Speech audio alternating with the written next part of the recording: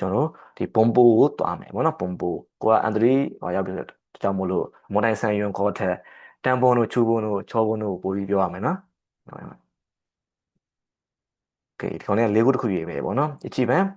秒針に勝ってもらった着物ないなに大学の卒業式に出席したပေါ့နော်ဒီမိဘတွေဝယ်ပေးခဲ့တဲ့နော်တဲ့မိုရာကိုတိကျချားလို့လုပ်ပေးတာမိဘတွေဝယ်ပေးတာပေါ့နော်ကီမိုနိုကွက်လက်တက္ကသိုလ်ရဲ့ပွဲနှင်းတပင်ခမ်းမကိုတက်ရောက်ခဲ့တယ်အိုကိုကကီမိုနိုဖြင့်တော်ပြင်မလေးကစမ်းမှန်ပေါ့နော်ကီမိုနိုဖြင့်သူတက္ကသိုလ်ရဲ့ဘွယ်နဲ့သမင်ဘွယ်ကိုတက်ရောက်ခဲ့တယ်။နီးရတော့လုံးဝအတိတ်ပဲမရှိတာပေါ့နော်။ကီမိုနိုနီးဆိုတော့ကီမိုနိုရန်တို့ဘာလို့ဆိုတော့အတိတ်ပဲလုံးဝမရှိတော့ဘူး။နောက်တစ်ခု2番本を読んでいたらないなに5時間も経ってしまったပေါ့နော်။ဒီစာအုပ်ကိုဖတ်နေလိုက်တော့စာအုပ်ဖတ်လိုက်တော့9နာရီတောင်မှကြာသွားခဲ့ပြီ။ဒါကြောင့်ကျွန်တော်တို့ဘာဆိုရင်တိုတာတာရာတာပုံနာပေါ့နော်တဲ့ဒီစာအုပ်ဖတ်နေတော့မှာပဲချိန်ကျော်လွန်သွားခဲ့ပြီ။ဆိုလို့ဘာလို့နဲ့တန်တဖြည်းဖြည်းရောရခုကနောက်ဆုံးမှာတော့ is not manika သတိမထားလိုက်မိခင်ဆိုတော့ပြင်မှန်လေးကယွန်ပန်ပေါ့နော်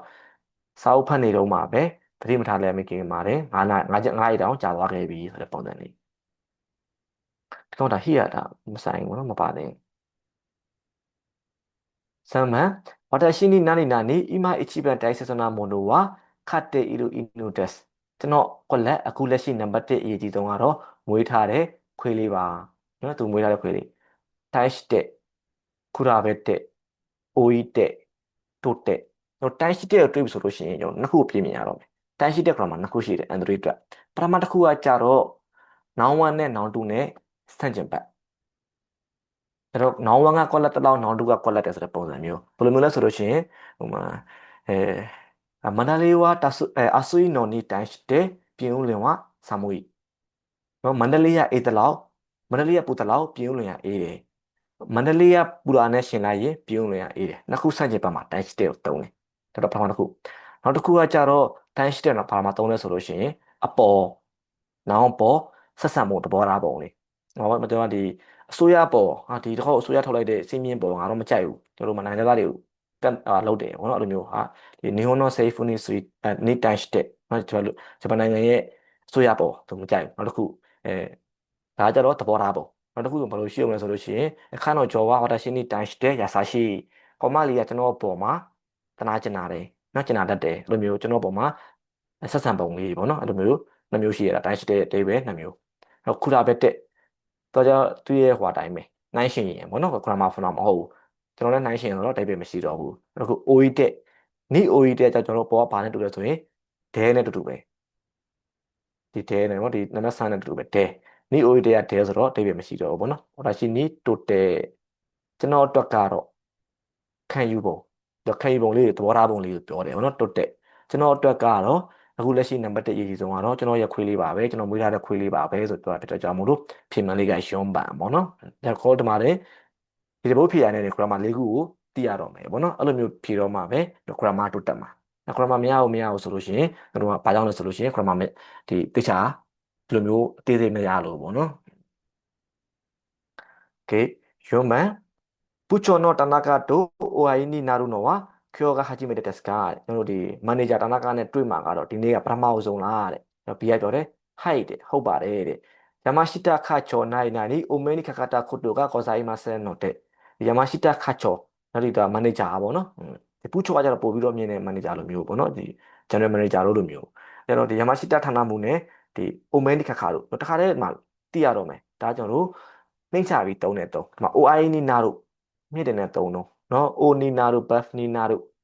နော်ဒီလိုဒီ gon နီနာတို့နော်ရင်ဒီမြင့်တယ်နဲ့တုံးတော့မတွေ့ဘူးလားသူပြောရဲကနှိမ့်ချပြီးပြောတယ် Omen ခါခါတို့တော့မတွေ့ဘူးပါဘူးနော်အဲကျွန်တော်ကနိတာခဲနိရှိကဒေရှိကဒေတာခဲကျွန်တော်ကယမရှိတာခါချောနိရှိကာပေါ့ကျွန်တော်ခါချောကလွယ်ပြီးတော့မှဒီမတွေ့ဘူးခြင်းမရှိပါဘူးဆိုတော့ကျွန်တော်တို့ဘာကြောင့်လဲဆိုရင်နိအအူပေါ့နော်ဒီအအူရဲ့ရှိမှာနိပဲလိုက်တာပေါ့နော်ကျွန်တော်ယမရှိတာခါချောကလွယ်ပြီးမတွေ့ဘူးတဲ့တကြောင်မို့လို့ဆိုတဲ့ပုံစံဖြစ်တဲ့ကြောင့်မို့လို့ပြင်မလေးကနိပန်ပေါ့နော်ဒဲကြတော့ပစ္စည်းတွေပါတယ်နေမှာပဲသုံးမယ်ပေါ့နော်ဒဲရှိကမိုနိုတွေမှာပဲအများစုသုံးတယ်ကျွန်တော်ရှိကာရဲ့နောက်မှာနိုင်လိုက်တယ်ဆိုတော့နောက်မှာကော်တိုင်းမှာဆန်နိုင်ဖောင်ပေါ့နော်โอเค山下課長西がおめにかかったことがございません。ကျွန်တော်တို့ဆိုရင်ဒီမှာメニカカတူကကျွန်တော်တို့ view form သွားလိုက်မှာဆိုရင်အာုကျွန်တော်နီအာုကျွန်တော်ရှေ့မှာနီပဲလိုက်တော့မှာပေါ့နော်နီအာုဒါမှကျွန်တော်ဂျာထဲမှာရှီကာလေးထည့်လိုက်တာပဲရှိတာပေါ့နော်โอเคနီရှီကာအတ္တことがないလို့တော့ပြောချင်တာပေါ့နော်ဒါမှရှိတခါချုံနီရှီကာအတ္တことがない5番この図書館は入り口の近くに返す本を入れるためブックポストがあり図書館が閉まっている何々本を返すことができるဒီစာကြည့်တဲ့ရဆိုလို့ရှိရင်ဝင်ပေါက်ရဲ့အနီးနားမှာပြန်ပေးမဲ့စာအုပ်ကိုထည့်ဖို့အတွက် book post လို့ဆိုတာကျွန်တော်ဒီစာအုပ်ရဲ့ဆိုစာရိုက်ပုံလေးပေါ့နော်စာရိုက်ပုံလေးရှိတဲ့ဖြည့်ပြီးတော့မှစာကြည့်တဲ့ပိတ်နေကွက်လက်စာအုပ်ကိုပြန်ပေးနိုင်ပါတယ်ဒုက္ခိတေမိုအချိန်တောင်မှဆိုတော့တွေ့ပါပြီဖြစ်အချိပန်ပေါ့နော်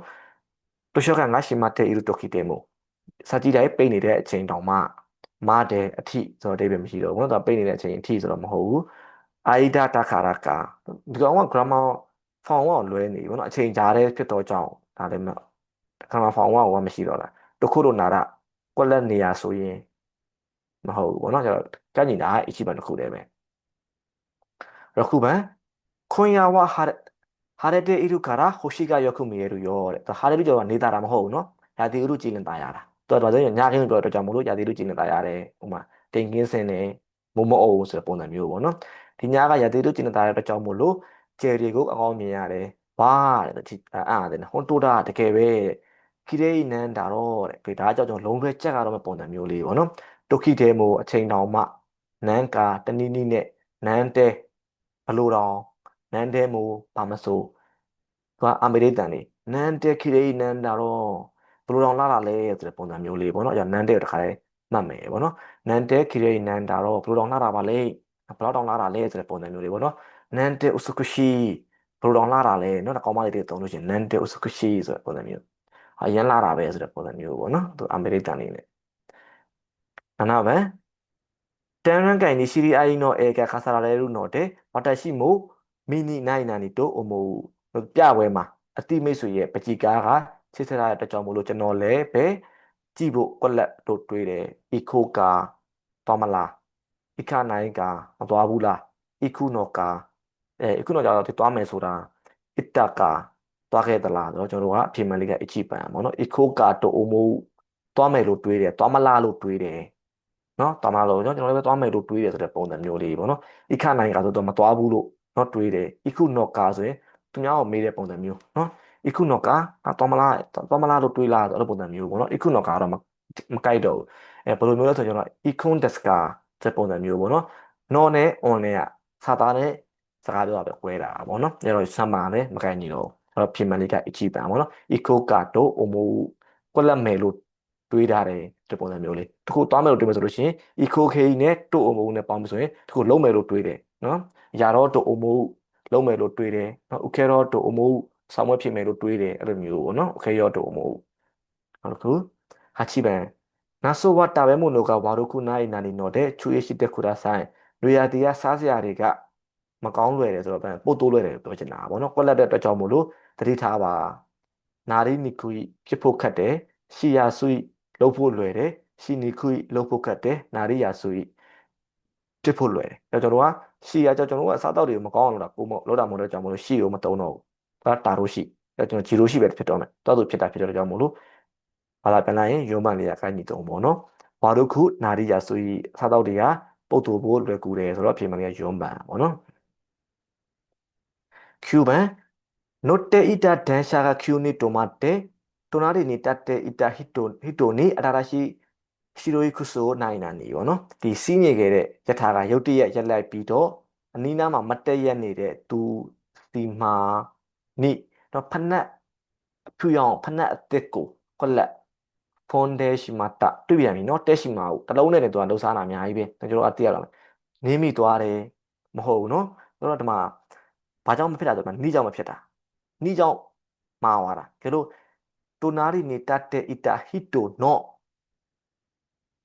新しい薬新しい白い薬をဆိုရင်မှန်တယ်နှီးဖြစ်တဲ့အတွက်ကြောင့်မလို့သူစီမှာ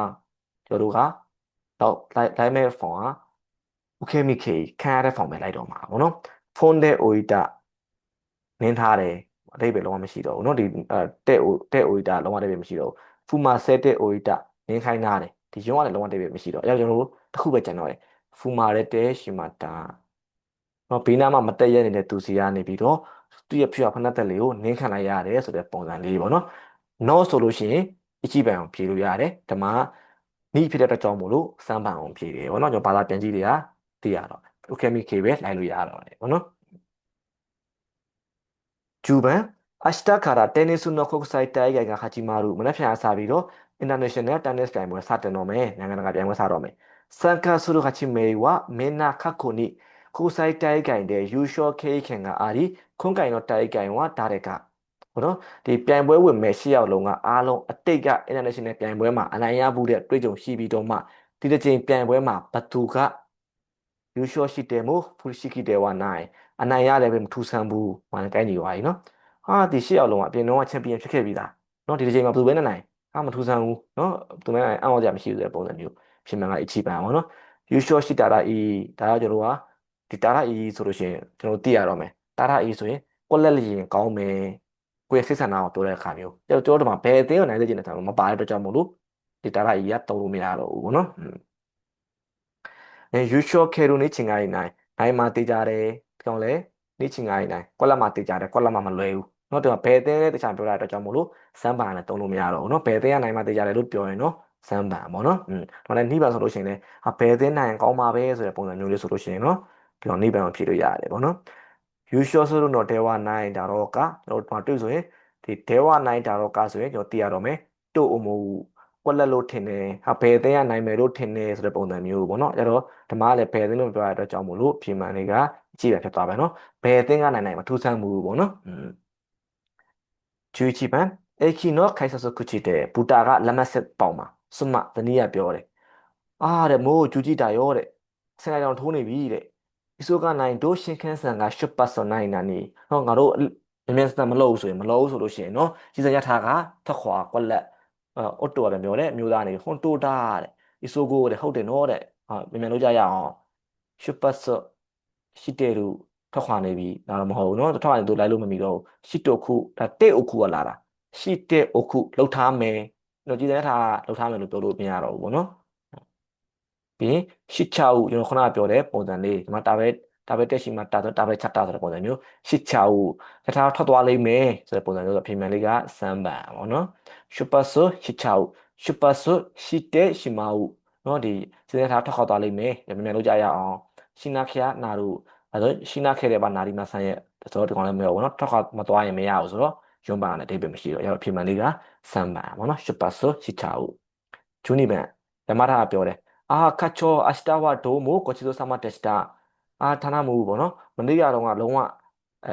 ကျွေးမွေးခဲ့လို့ကျေးဇူးတင်ပါတယ်ဆိုတဲ့ပုံစံမျိုးနော်။ごちそうさまでした。ကျွေးမွေးလို့ကျေးဇူးတင်ပါတယ်။美味しいものをたくさんရရှိတဲ့အရာတွေကိုအများကြီးကွက်လက်ဆိုတော့課長ပြောတယ်။それはよかったတော့ပါသေးတယ်အဲ့ဒါတော့ပါသေးတယ်ပေါ့နော်။သူရရှိလို့ပြောတဲ့ကြောင့်မို့လို့またうちで食事しよう။တပန်းအိမ်မှာစားကြရအောင်ပေါ့နော်။たくさんOK 1番いただいていました。いただきました。召し上がっていました。召し上がりました。3番နဲ့4番ကတော့သုံးလို့လုံးဝမရဘူး။မြင့်တင်တဲ့သုံးလုံးဖြစ်တဲ့အတွက်ကြောင့်မို့လို့ကိုကခတ်ချောကိုပြောတာနော်။ကိုရဲ့ထက်လူကြီးကိုပြောတဲ့အတွက်ကြောင့်မို့လို့မြင့်တင်တဲ့သုံးလုံးသုံးလို့ရှိရင်လုံးဝမှားသွားပြီ။ဆန်းရုံးကလွဲသွားပြီ။1番နဲ့2番နဲ့ကိုရွေးရမယ်။ပြောတော့မနေ့ကအကြောင်းအရာကိုပြောတာ။နော်မနေ့ကအကြောင်းအရာကိုပြောတာ။အဲ့တော့ကျွန်တော်တို့ past tense တိတ်ဖောင်ပဲတုံးရတော့မယ်။ခါခုတ်ခေးပဲတုံးရတော့မယ်။ပြင်မလေးက2番ပေါ့နော်။အများကြီးစားခဲ့တယ်いただきました。Okayいただいていましたကိုထပ်ခွဲအောင်မယ်။ဘာကြောင့်いただいていましたကိုတိုးလို့မရလဲဆိုရင်တိကျတဲ့အချိန်မပါလို့။ဥပမာဆိုလို့ရှိရင်မနေ့က8နာရီလောက်မှာဘာလုံးနေလဲဆိုလို့ရှိရင်いただきましたကိုတိုးလို့မရတော့ဘူး။နော်။ခါချောတို一緒にဘန်ကောက်ဟန်ကိုいただきました။မနေ့ကအဲ့လိုမျိုးတိုးလို့မရဘူး။いただいていました။မနေ့က8နာရီမှာခါချောနဲ့အတူတူいただいていました။တိကျတဲ့အချိန်ပါလို့ရှိရင်いただいていました။နော်တဲ့いましたကိုတုံးရတယ်ပေါ့နော်။ကျွန်တော်တို့ဒါအင်္ဂလိပ်စကားမှာလည်းအဲ့လိုပဲတုံးတာပေါ့နော်။いただいていました。တိကျတဲ့အချိန်ပါတဲ့ခါမျိုးမှာပေါ့နော်မနေ့ကပဲပြောတာတိကျတဲ့အချိန်မှာပါတဲ့ကြောင့်မို့လို့နိဗ္ဗာန်ကိုတုံးတာပေါ့နော်ဂျူဆမ်မန်စွမပြောတယ်အစတာတာဘဲနီအီကူရာမန်ယာဂျူဂျီဂျီဟန်ဂေါ်ဒိုခါရာခုမှုရာရှိမနေ့ပြန်စားဖို့သွားတဲ့ရာမန်ဆန်က7နာရီခွဲလောက်ကစပြီးတော့မှလူကျက်တဲ့ပုံပဲလူပြေးတဲ့ပုံပဲအဲ့အိုတိုကပြောတယ်ဂျာဂျူဂျီဂျီစုကီနီမီဆေနီစုခဲရူယောနီဟာယာမဲနီအီယေကိုနိုင်နာနီနဲ့ဒါဖြင့်7နာရီ အကျော်မှာဆိုင်ကိုရောက်အောင်လို့ပေါ့နော်စတိုင်ကြော်လေးမှာဆိုင်ရောက်အောင်လို့စောစောလေးအိမ်ကနေကွက်လက်ဆိုတာနဲ့ဟုတ်တယ်နော်ဟာရမယ်ဒီတဲရောစောလေးသွားကြရအောင်တဲရုစမူရီခါမရှိတဲ့နိုင်နော်ထောက်ခဖို့ရည်ရကောင်းရည်ရလိမ့်မယ်အိဗယ်လုံးဝမရှိတော့ဘူးနော်ဒေတာဟိုကအေးခါမရှိတဲ့နိုင်အိမ်ကိုစောထတာကောင်းလိမ့်မယ်ပေါ့နော်တဲတဲဝိုက်ခါအဲ့တော့ဖေမနိဗ္ဗာန်တို့များနေနော်တဲတဲဝိုက်ခနာသဆိုဖတ်မယ်ဆိုရင်မရဘူးဒီကောင်လည်းအိဗယ်မရှိဘူးပေါ့နော်လို့ရှင်ဒေနာခုတဲမို့ရစဆိုတာမထွက်လဲပဲရတယ်ဆိုတော့ရုံးမှလည်းအိဗယ်မရှိတော့ရဖေမလေးကနှိပန်ပေါ့နော်ဒေတာဟိုကအေးခါမရှိတဲ့နိုင်နော်အဲ့တော့အိမ်ကို7နာရီကြော်လေးမှရောက်အောင်လို့စောစောလေးအိမ်ကထွက်ရင်ထွက်တာကောင်းလိမ့်မယ်မဟုတ်လားဆိုတဲ့ပုံစံလေးပေါ့နော်ဖေမလေးကနှိပန်ခေတာကျွန်တော်ပထမတစ်ပိုင်းပြီးသွားပြီပေါ့နော်ကျွန်တော်စတာဘုတ်စာသွားမယ်နော်စတာဘုတ်စာသွားလို့ရှိရင်အဲအရေးကြီးမှတ်ရမယ့်အရာနှစ်ချက်ရှိတယ်ပေါ့နော်တေချာပေါက်မှတ်ရမယ့်အရာပထမတစ်ချက်ကကြတော့ဒီစတာနေရာဒီစတာနေရာဘာကြောင့်မနေ့ကလည်းပြောတယ်ဒီစတာနေရာလေးကဒီမှာဆိုနံပါတ်2နေရာမှာရှိတယ်ဒီမှာနံပါတ်3နေရာမှာရှိတယ်ကျတော့ကိုကဒီအရှင်းနောက်စီတာမှန်တယ်ဆိုရင်တော့မှအဖြေကိုလွဲပြီးတော့3နေရာမှာပဲဆိုပြီးဖြေနေရဖြစ်တဲ့အတွက်ကြောင့်မလို့3နေရာကိုရွေးလိုက်မှဆိုလို့ရှိရင်နှမျောစရာကောင်းတယ်ပေါ့နော်အဲကြတော့ကိုကဒီနေရာမှာဖို့ဒီကအရေးကြီးတယ်ပြီးနောက်တစ်ချက်ကကြတော့စတာဖြေရဲ့နေရာမှာနှစ်နည်းပေါင်းပြီးဖြေရမယ်ပထမတစ်နည်းကျတော့ဘာသာပြန်ပြီးဖြေတာပေါ့နော်ဘာသာပြန်ပြီးဖြေရမယ်ဒါမှမဟုတ်ရှင်နောက်တစ်ခုကကျတော့ grammar နည်းနဲ့ဖြေရမယ်ပေါ့နော်ကိုကဘာသာပြန်ဖို့ခက်တဲ့ခါလေးကြားလို့ရှိရင်ဒီစကားဆက်လေးတွေတိုက်ရှာပြီးတော့ဖြေရမယ်ပေါ့နော်ကြည့်ရကျွန်တော်ဆိုရင်ဖြေကြည့်မယ်ဂျူယွန်မန်ဆန်စေဆရာပြောတယ်မင်းနာဆန်ဝအချီတိုနိုင်နာနီတို့အမိုဟီတိုဝါအီမတ်စကာတဲ့ကွက်လက်လို့တွေးတဲ့သူရှိပါသလားเนาะအားလုံးကတစ်ချိန်လောက်ကွက်လက်လို့တွေးတဲ့သူရှိပါသလားတဲ့အတဲမီတိုင်းတွေးချင်တယ်เนาะဒီပဲအီကောင်းတယ်ဒဲကကြတော့ဖြစ်နှစ်ပေါ့เนาะခါရတော့ကြောင့်โอเคတော့ကျွန်တော်တို့ကဒီဘာသာပြန်ကြည့်လို့ဆိုလို့ရှိရင်ဘာသာတော့ကန့်ကြည့်တော့မဟုတ်တော့ဘူးဒါတော့ကြည့်လိုက်တော့မယ်တို့အမိုတို့အမိုရဲ့ရှင်မှာကျွန်တော်ဖုစုခေပဲလိုက်တော့မယ်အဲ့တော့ဖုစုကိဆိုကျွန်တော်တို့ကဒီမှာဖုစုကိနှစ်ခုပါတယ်။ဘာဆိုတော့အတဲမီတိုင်နဲ့အီးနဲ့နော်အတဲမီတိုင်တို့အိုမိုဟီတိုတွေးကျင်တယ်လို့တွေးတဲ့သူပြီးရင်အီးတို့အိုမိုဟီတိုကောင်းတယ်လို့တွေးတဲ့သူနော်နှစ်ခုပေါ့နော်အဲ့နှစ်ခုဖြစ်နိုင်တယ်။ဒါတော့အတဲမီတိုင်နဲ့နဲ့ပြီးကျွန်တော်ကြည့်လိုက်မယ်။အီချီတိုနော်အီချီတိုနဲ့အီချီတိုအတဲမီတိုင်တစ်ချိန်တွေးကျင်တယ်။ဒါလည်းကိုက်ညီနေပြန်အောင်နော်။အဲ့တော့အီးဒဲခါရအဲ့တော့ကျွန်တော်တို့တွေ့ရလို့ရှိရင်အီးဒဲခါရကိုဆန်းသက်စီလိုက်မယ်ဆိုလို့ရှိရင်ဘယ်လိုဖြစ်နိုင်မလဲဆိုရင်ဒဲအီခါရကျွန်တော်လုံးလွဲလေးနော်တခါတည်းမှတ်ရမယ်ကွက်လက်ပဲဖြစ်ဖြစ်ရတယ်ဆိုတဲ့ပုံစံမျိုးကွက်လက်ပဲဖြစ်ဖြစ်ရတဲ့အတွက်ကြောင့်ဒဲအီခါရဒဲအီခါရရဲ့အဓိပ္ပာယ်ဟာကွက်လက်ပဲဖြစ်ဖြစ်ရတဲ့အတွက်ကြောင့်နော်ဒါတော့စီအောင်ဘာသာပြန်မယ်ဆိုလို့ရှိရင်一起都得一卡拉အတဲမီတိုင်းတို့အမိုဟီတိုဝါအီမတ်စကာတစ်ချိန်ပဲဖြစ်ဖြစ်ရတယ်တစ်ချိန်ပဲဖြစ်ဖြစ်ရတဲ့အတွက်ကြောင့်မို့လို့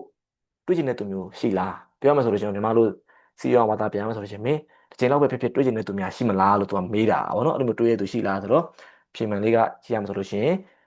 一起都得一卡拉တော့3နဲ့4တစ်နော်ဒီတစ်ချိန်လောက်ပဲဖြစ်ဖြစ်ရတဲ့အတွက်ကြောင့်မို့လို့မင်းတွေးကျင်တယ်လို့တွေးရတဲ့သူများရှိလားဗောနော်အဲ့တော့ဖြေမှန်လေးကအချီပန်ဗောနော်စတာဝဇာလေးကနိပန်ဗောနော်အချီတိုတဲ့ဤခါဆိုတော့နိပန်โอเคနောက်တစ်ခုဂျူဘောပန်အေးကပြောတယ်ပါတီနိုရောဒီဝါဒိုတက်စတာကားတဲ့ပါတီရဲ့ဟင်းရရာတွေကဘယ်လိုမျိုးဘယ်လိုဖြစ်ခဲ့လဲဘယ်လိုရတာရှိတယ်လို့မေးတာဗောနော်အိုရှိခတာတက်စ်ရတာရှိခဲ့ပါတယ်နိုင်နာနေဝါကာဒီမဆန်ကအိုဆာရှိမီကအိုရှိခတာတက်စ်ဘာလဲတော့နားမလဲပြင်မယ်ဘာလို့လဲနားမလဲပြင်မယ်ဒီအသားစိမ်းတော့ငါးသားစိမ်းရတော့ရတာရှိခဲ့ပါတယ်တူယူလို့ခေါ်တဲ့နာနီနန်းနော်နန်းလို့ဖြစ်တယ်နာနီလည်းဖြစ်နိုင်တယ်ဘာညာပေါ့နော်ကကြကျွန်တော်တို့မေကွန်းလည်းဖြစ်နိုင်တယ်ဒီဟိုတခုသို့မဟုတ်လည်းဖြစ်နိုင်တယ်ပြီးစကနာငါပေါ့နော်ကြည့်ကြည့်မယ်ကြတော့နန်းတူယူစကနာ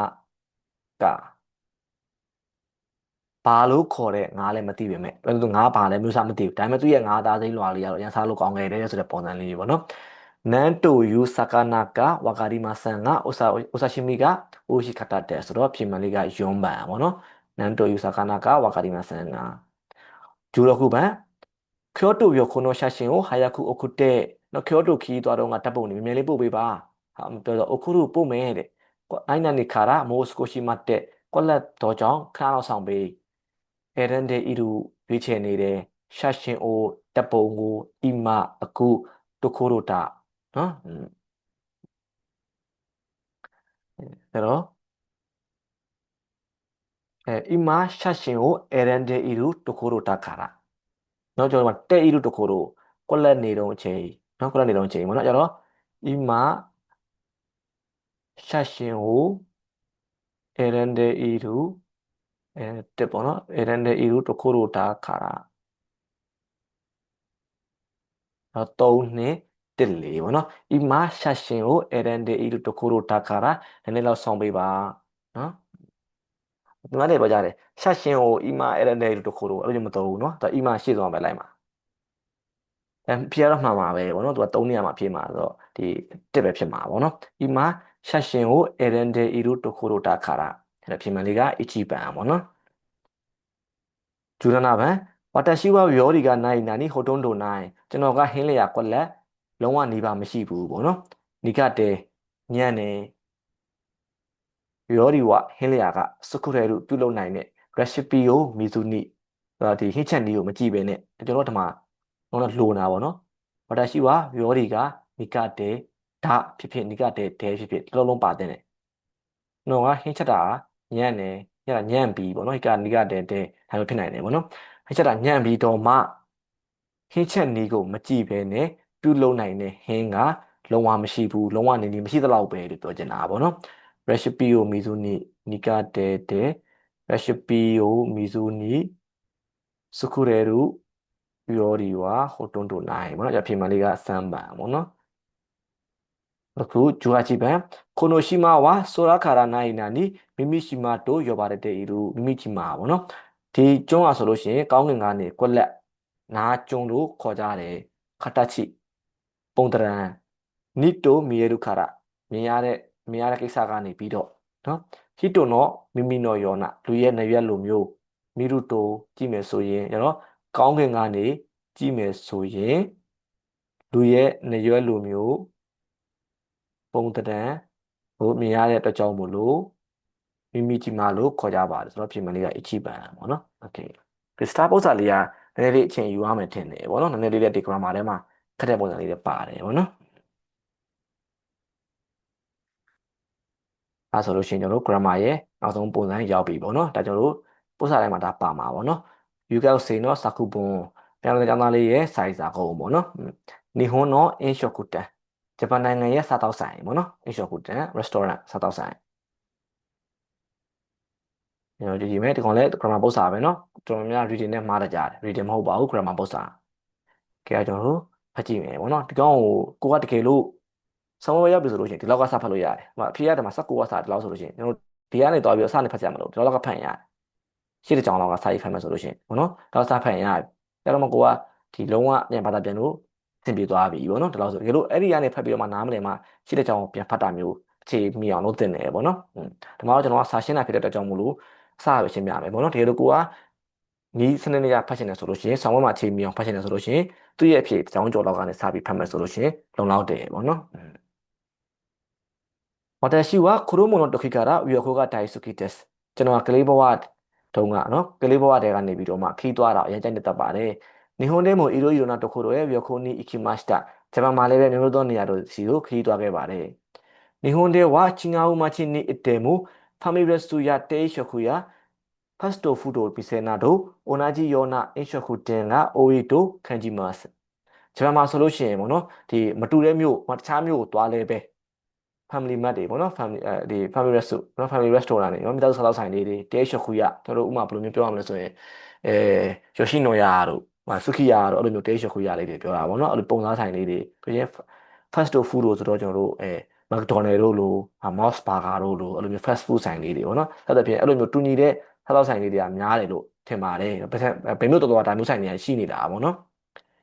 日本各地には美味しい食べ物がたくさんあるのだから、そこにしかない飲食店に行く方がいいと思っていました。ဂျပန်ဒေသတည်မှာပေါ့နော်ရသရှိတဲ့စားသောက်ဆိုင်စားစရာတွေအများကြီးရှိတဲ့ကြောင့်မို့လို့အဲ့ဒီနေရာကလွယ်ပြီးမရှိတဲ့စားသောက်ဆိုင်ကိုတွားတာကကောင်းမယ်လို့သူတွေးခဲ့ပါတယ်ပြောဆိုရကိုကဥမာကျွန်တော်ရန်နေကေကနက်ကဆောပေါ့နော်နက်ကဆောဆိုလို့ရှိရင်သူကခါရာခဲရဲ့နာမည်ကြီးတယ်ကျွန်တော်စက်သားခါရာခဲရဲ့အရင်နာမည်ကြီးတယ်အဲ့တော့သူကအမှခါရာခဲဒီမျိုးရခါရာခဲစားပေါ့နော်သူအဲ့လိုမျိုးပြောချင်တာပြီးရင်အဲ့နာမှာငပူတင်းပေါ့နော်ငပူတင်းကိုစားလို့ရတဲ့ဆိုဆိုင်မျိုးလည်းရှိတယ်အဲ့လိုအဲ့ဟာကိုစားပြီးကုမမိုတိုဆိုရင်မြင်းသား မြင်းအစိမ်းမြင်းသားအစိမ်းဒါမျိုးစားလို့ရတယ်ပေါ့နော်ဆိုရတဲ့ရွေခုနိုတိုကီဝါဇူတိုဆိုနိုတိုချီနီရှိကနိုင်မီဆဲတဲ့ရှော့ကူဂျီကိုနိုင်နာနေနော်အဲ့ဒါကြောင့်မလို့ခီးသွားတဲ့အချိန်မှာထောက်လျှောက်အဲ့ဒီဒေတာမှာကလွယ်ပြီးမရှိတဲ့ဆိုင်မှာစားတော့ဖို့ကိုကွက်လက်စရုဒါရောတိုအိုမိုီမတ်တာလုံးမယ်လားလို့တွေးခဲ့ပါတယ်နော်လုံးမယ်စရုဒါရောဒါကိုလို့တာမဟုတ်ချားဆိုလို့တာနော်စရုဒါရောဆိုချားဆိုလို့တဲ့ပုံစံမျိုးဒါရောဆိုရင်ဆာဆယ်ရုဒါရောတိုအိုမိုီမတ်တာလောက်ခိုင်းမယ်လို့တွေးခဲ့ပါတယ်စရုယောနီရှိတဲ့အီမတ်တာကျွန်တော်ဒီမှာယောနီရှိတဲ့အီလို့လှုပ်ဖြစ်အောင်လုပ်နေသည်စူးစမ်းအထောက်တဲ့ပုံစံလေးသူတို့လို့ရှိရင်သူကခီးသွားလို့ရှိရင်အဲ့ဒီမျိုးကနာမည်ကြီးစားစားလေးတွေစားဖို့အတွက်လှုပ်ဖြစ်အောင်လုပ်နေပါတယ်လို့ဆိုပုံစံလေးပေါ့နော်အဲ့တော့ဖြေမှန်လေးကစမ်ဘာဆိုလိုယောနီရှိတဲ့အီမတ်တာဆာဆယ်ရုယောနီလှုပ်ခိုင်းတာဒါတော့အဓိပ္ပာယ်လုံးဝမရှိဘူးနော်2ရက်4ရက်ရတော့โอเคနောက်တစ်ခုယောခိုစာခိတဲ့အစ်တာခိုတိုကနိုင်မီဆယ်နီအခုနော်ဝါတာနိုရှိတက်ခီးသွားတဲ့ဒေတာမှာဘောနော်သူကခီးသွားတဲ့နေရာမှာမသွားဘူးတဲ့နေရာတွေမသွားဘူးတဲ့ဆိုင်တွေကိုသွားတာပြောစရာကောင်းပါတယ်မိဂျူပန်ယောခိုကိုစုစုခဲ့တဲ့အီရိုတိုတိုချူတဲ့စကားတဲ့တက်ခီမတ်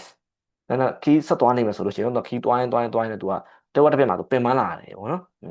ကျွန်တော်ကြည့်မယ်ဆိုလို့ရှိရင်တာရဒါပေမဲ့ဆွနိုဦးရဲ့ဒါအပြင်ဆူမာရီတနည်းအားဖြင့်ယာဟာရီထင်တဲ့အတိုင်းတော့ဆိုရင်ခီးသွားတဲ့ဒေတာမှာကိုမသွားဘူးတဲ့ဆိုင်တွေသွားတာပြောစရာကောင်းတယ်ဒါပေမဲ့လည်းနော်ဒါပေမဲ့ခီးဆက်တော့သွားနေတော့မှာပဲသူတဝက်တစ်ပြက်မှာပင်မလာပါတယ်ဆိုတဲ့ပုံစံဖြစ်တော့ကြောင့်မလို့ပြင်မလေးကအချိပန်မနော်တာရစကားရတဲ့ iru doki narenai miseni ikuno wa skoshi taihen des ပင်မနေတဲ့အချိန်မှာကိုကျင့်သားမရတဲ့ဆိုင်တွေကိုတွားတာနည်းနည်းလေးပင်မပါတယ်ဆိုနာဒိုကီမီဆန်နိုချီကာခုနီမိုအာရုဖာမီရဆူယာတေရှကူယာကယောကိုဆာခီနီမိုအာရုနိုဝါအီခိုတိုတာဒိုအိုမိုယောနီနာရီမတ်တာအဲ့လိုအချိန်မျိုးမှာဆိုလို့ရှိရင်တော့ကိုပင်မချိန်မျိုးမှာကိုကျင့်သားကိုမစားဘူးတဲ့ဆိုင်မှာတော့စားတဲ့ခါကျတော့ရှင်ရတာမအောင်လို့ရှိရင်သူစိတ်ပြရတယ်ဗောနော်အဲ့လိုမျိုးပုံစံမျိုးအဲ့ဒီအချိန်မှာဆိုလို့ရှိရင်ဒီကိုယ့်ရဲ့အိမ်သားမှာလည်းရှိတဲ့စားတော့ဆိုင်တွေနော်ဒီတေရှကူယာတွေမှာအဲ့လိုခီးသွားဒေတာမှာလည်းအဲ့လိုမျိုးဆိုင်တွေရှိတာလည်းသူကောင်းဖို့ဒီကောင်းတယ်လို့တွေးဖို့ဖြစ်လာပါပြီဗောနော်တွေးလာခဲ့ပါပြီမန်နူမိုချူမိုဟိုမိုနိုင်နာနီနော်ဟင်းလျာတွေရောမီနူးတွေရောဒီအော်ဒါမိုင်းနီကျွန်တော်တို့ဒီကျွန်တော်တို့တက်ပလက်နက်မိုင်းနီတဲ့ရှင်းရှိမယ်စာရွက်မှာရေးမိုင်းနီတဲ့ရှင်းရှိတယ်မျိုးရှိရေပေါ့နော်ဒီမိုင်းနီတွေကလည်းကွက်လက်နော်ဝါကတဲ့ဟိုရှိတက်နားလေသိချင်တယ်တဲ့ဟိုရှိသူများလုံးမှာအဓိပ္ပာယ်လုံးမရှိတော့ဘူးဝါကတဲ့အီလူခါရာတက်နားလေတဲ့အတွက်ကြောင့်ပါဆိုတော့ကျွန်တော်ဒီမှာဆိုရင်ပြင်မှန်ရနှိပန်ပေါ့နော်အဲ့တော့ကိုစားရကြဆိုင်တော့အတွက်ကြောင့်မို့လို့ဒီဇိုင်ရောက်လို့ရှိရင်ငါဒါစားနေကြဒါလေးမှာလာလို့ရှိရင်ငါနဲ့ဆင်ပြေတယ်ဒါလိုမျိုးဒီလိုမျိုးလေးမှားတယ်တော့ထွေထူးဘာမှစဉ်းစားကြမရှိတော့ဘူးအဲ့တော့ပြင်မှန်လေးကသူကနိဗ္ဗာန်ကိုဖြစ်သွားတာဗောနော်သူကကိုသွားဘူးတဲ့ဆိုင်ဖြစ်တဲ့အတွက်ကြောင့်မို့လို့အကုန်လုံးကတည်ပြီးသားအဲ့တော့သူတက်ပို့ပြီးအဆင်ပြေတယ်ဗောနော်ပြင်မှန်တဲ့အချိန်မှာဆိုလို့ရှိရင်ဝကာရီဆိုနီအာရီမဆန်နားလည်မဲ့ပုံမပေါ်ဘူးဝကာရနာခဲတဲ့ပါနာရီမဆန်နားမလဲမရဘူးဗောနော်ကျွန်တော်ပြင်မှန်လေးကနိဗ္ဗာန်ကဲနိဂျူနိဗ္ဗာန်ကြတော့ဝါတာရှိဝယောခုချူနီစကာရတတုခိခင်ဂျောနီမိုအာရုရက်စတိုရန်နီဟိုင်ရူယောနီနာရီမတ်တာကျွန်တော်ကနော်ခရီးသွားနေတဲ့ချိန်မှာပြင်ပန်းတဲ့ခါမျိုးဆိုလို့ရှိရင်ကိုယ့်ရဲ့အိမ်နီးနားမှာရှိတဲ့စားသောက်ဆိုင်တွေကိုတွားဖို့ဖြစ်လာခဲ့ပါပြီဘောနော်ကိုယ့်ရဲ့အိမ်နားမှာရှိဆိုင်ကိုစားဖို့တဲ့ဆိုင်တွေကိုသူတွားလိုက်တော့တယ်ဘောနော်စုခိယတွေ့စုခိယပဲဝင်လိုက်တော့တယ်ဘာစားကြလို့တော့ကိုကဒီဟင်းလျာလေးကိုစားနေကြဂယူတုံပဲစားလိုက်လို့ရှိရင်သူ့အတွက်အဆင်ပြေတယ်ဘောနော်အဲ့ဒါမျိုးどこにでもある同じような店に行くことは、旅行先だけでできる特別な経験ではありませんが、安心感があります。ဘယ်နေရာမှာဆိုရှိတဲ့တူညီတဲ့ဆိုင်ကိုတွားတာဆိုလို့ရှိရင်ဒီတွားတဲ့နေရာမှာပဲတက်နိုင်တဲ့ထူးတိတက်အတွေ့အကြုံမဟုတ်ပင်မဲ့เนาะတွေ့ကြအောင်တော့မဟုတ်ဘူးเนาะပင်ရရဒီဆိုင်မှာစားတော့ကြောင့်မလို့ထူးတိတက်အတွေ့အကြုံတော့မဟုတ်ပင်မဲ့လေသူစိတ်အေးချမ်းတဲ့ခံစားချက်လေးရတယ်အန်ရှင်းခံကအာရီမတ်เนาะစိတ်အေးချမ်းတဲ့ခံစားချက်လေးရတယ်နိုင်ရနေတော့အီမာမဒေရှီယာနာခတ်တာဤတကိုရိုမီဆူကေလူခုတိုကတက်ခိမတ်တာတော့အခုချိန်ထိမတီးခဲ့တဲ့ကောင်းတဲ့ချက်လေးကိုသူရှာတွေ့လာခဲ့ပါပြီဗောနော်မီဆဲဆိုင်ခိုနိုမီဆဲဒီဆိုင်အာနိုမီဆဲတခုတော့ဆိုင်ဆိုယူမီဆဲအဲ့လိုမျိုးဆိုင်เนาะ तू ကမဆိုရင်ဒီရှိရဟာတွေအကုန်လုံးကတခုတည်းကိုညွှန်တာဒီဆိုင်တခုတော့ဆိုင်ဒါပေမဲ့မဟုတ်ဘူးဆိုယူမီဆဲအဲ့လိုမျိုးဆိုင်သူမျိုးပြောချင်တယ်မှာဖာမီရက်ဆိုပဲဖြစ်ဖြစ်တေးရှခုရပဲဖြစ်ဖြစ်ဖတ်စတော့ဖူလိုပဲဖြစ်ဖြစ်အဲ့ဒါမျိုးဆိုင်ကိုသူပြောချင်တာဗောနော်အပေါ်ကညွှန်ထားတဲ့ဟာကိုပြန်ပြီးသုံးတော့ကြောင့်မို့လို့ဆိုယူမီဆဲเนาะအဲ့လိုမျိုးဆိုင်တွေရဲ့နော်သူအခုချိန်ဒီမသိခဲ့တဲ့ကောင်းတဲ့ချက်လေးကိုသူရှာဖွေတွေ့ရှိခဲ့ပါပြီလို့သူပြောတာဗောနော်အဲ့တော့ပြင်မှန်လေးကရုံးပန်ဖြစ်ပါတယ်